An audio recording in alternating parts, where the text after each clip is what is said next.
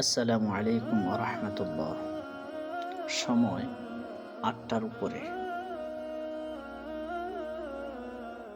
কুয়াশায় ঘেরা,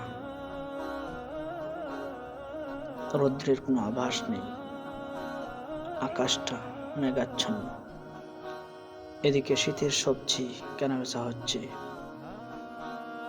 আসলে পরিবেশটাই অন্যরকম, ঠান্ডা বাতাস বইতেছে।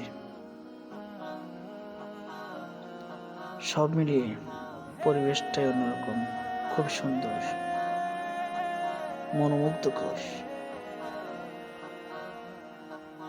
আল্লাহ পাক রব্বুল আলামিনের সৃষ্টি খুবই সুন্দর, অত্যন্ত সুন্দর।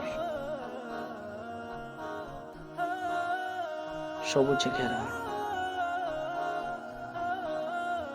গাছপালা, বৃক্ষ,